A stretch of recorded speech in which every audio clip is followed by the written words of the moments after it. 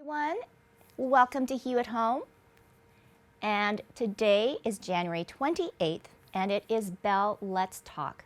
And today I have three very special guests that I want to talk about peer support. And I think peer support is one of the most fundamental and important things for mental health. So I have the experts here. I've got Robin Priest from Robin Priest, Live Your Truth. I've got Kristen Drybow, all peers support for families, and Charlotte Sitnick, all in peer support for families too as well. So welcome. Let them all in this multiple Zoom chat once again. Hello, Kirsten. Hello. Oh, mics are up. And are we going to have anybody else coming in? Charlotte, Robin? Are we all there? We're all good? Okay, so let's... I think we're all good. I think we're here and ready to rock and roll. And ready to rock and roll. Whatever you want, Tracy. Okay, all right, okay, so I can begin. It's so weird because I see just individuals on the screen. All right, so I'm going to go with you first, Robin. I guess the whole idea of peer support and what Robin Priest, Live Your Truth, that whole, I want to say, company, organization, what is it all about? Well, Charlotte and I just decided a couple of years ago that we wanted to create a business that was all about peer support for individuals and family members of those dealing with mental health and or addictions. And I guess for me, peer support's been a lifesaver. I'm someone who has my own experience of what the world calls a serious mental illness.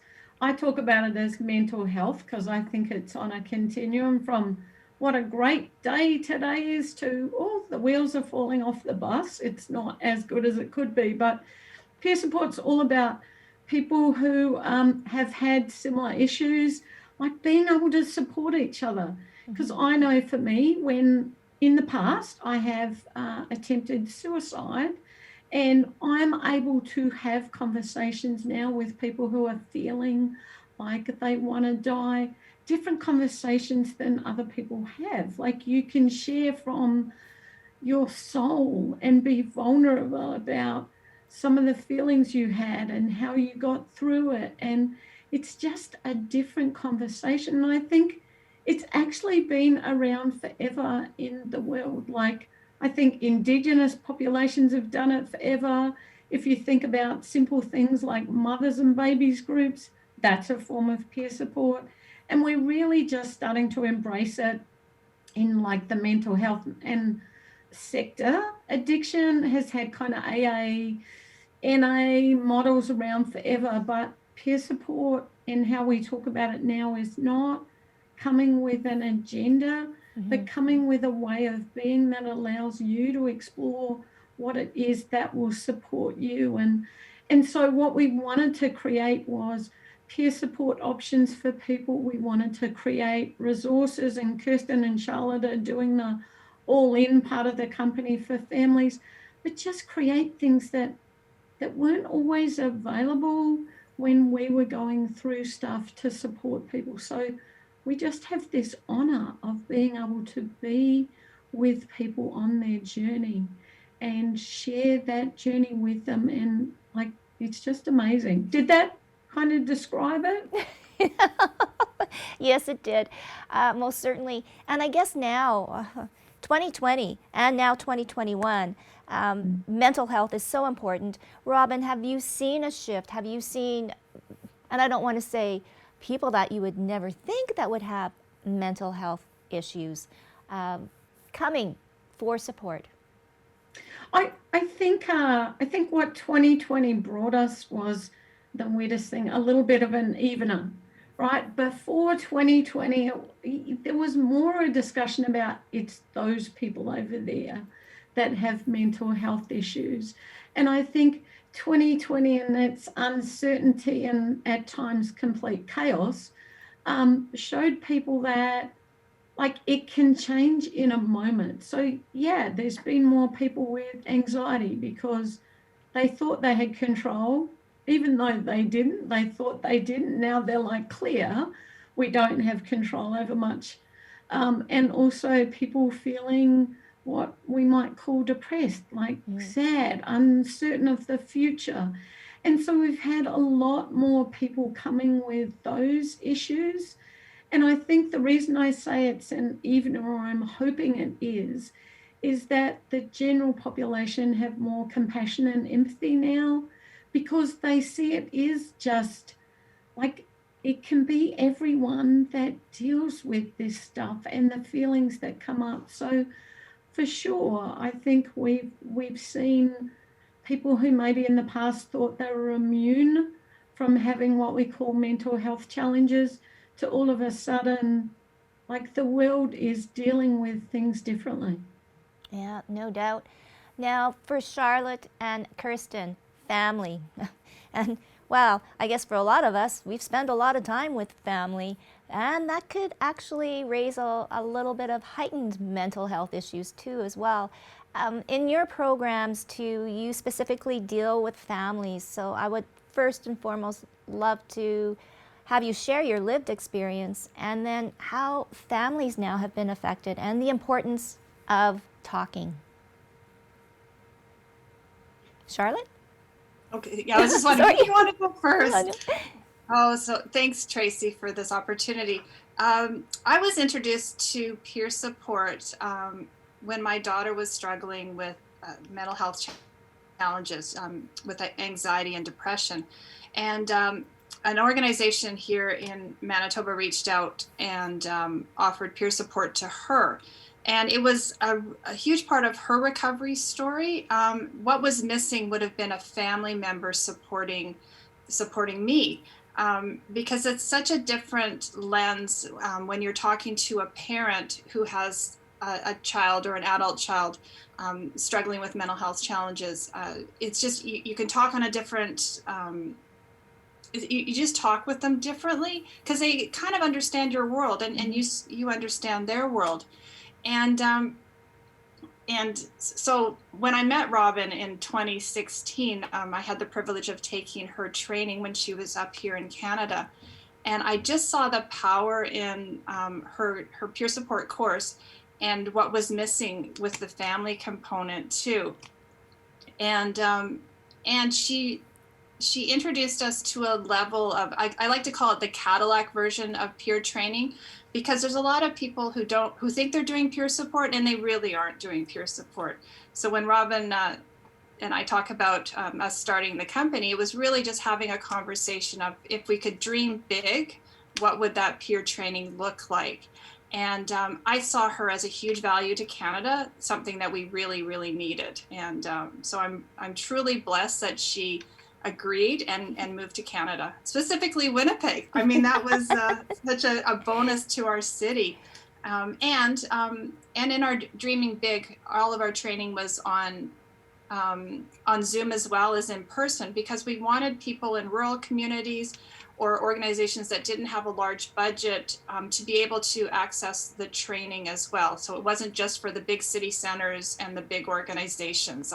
It's affordable for anybody to take. So that's kind of like the little backstory on why we did what we did. And then what in our Dreaming Big idea was the creation of our All-In division, which was everything that Kirsten and I'll let Kirsten talk a little bit about her story, what was missing in our family story. So we created a free online peer support groups every Wednesday night for any family. And when we talk about family, it's whatever family is to you. So in some senses, it's the traditional family, and others, it's my best friend is struggling, or it's my grandchild, or it's my cousin. So we really, when we say family, it's whoever it is to you. And then we also have some awesome downloadable workbooks and courses that people can access at 2 a.m. when they can't sleep, like they're squirreling, they don't know, how they can support their family member. And they're priced super reasonably at $20. So boom, you're right there. So like I said, Kirsten and I were really dreaming big when we were creating so much of the All-In component. And then Robin as well, adding in the individual piece as well to that All-In part of our our company. So we're really looking at both lenses, both sides of the story and the family recovery story. Kirsten, do you want to add to this? Of course. um, you know, the three of us wholeheartedly believe that when you work with an individual or an individual who's struggling with a mental health crisis, is getting support and services, um, the family unit that's supporting that individual, whatever that looks like, not a traditional model, but what your supports, those family members, they need support and they need services as well. Um, and that's a big part of what was missing in my story and in Charlotte, as she shared. All in family peer support, first of all in, if you look it up in the Webster Dictionary, it states tired and exhausted. And then the second point is fully committed to a subject. And as a family member who, as a mother that has had a child that has struggled with mental health, when one person in your home and your family is struggling with a mental health challenge, the entire family unit, including the siblings, are struggling, or, with that mental health crisis as well. And there's a lack of services and connection available for that family, and that's where All In was born. So, from my own lived experience, when things started to go sideways in my home and I couldn't make sense of behaviors, and things that were happening, I immediately went into this place of shame and blame as a parent, and I felt that what was happening with my daughter was a direct result of a parenting failure, and I wholeheartedly believed that for probably 3 years. And not only did I believe that to be true, I kept that secret. I didn't want anyone to know in fear of judgment, not so much myself, but judgment of my daughter. And that stigma that existed, going back 8, 10 years ago, and in my story about 8 years ago, that stigma of that could come with being outed as struggling with mental health. I was fearful for her to be exposed to that. So I created this culture of secrecy in my home, which looking back, yes, we did what we had to survive. But if I had someone who had walked that path, like that, like truly walked that path, that some really concerning things were happening that I couldn't understand, and could have connected with that parent or that family member to say, hey, you know what? That happened in my home too. And here's something that worked for my family. And I totally get where you're coming from. That makes sense to me. That would have been a game changer in my world, that connection.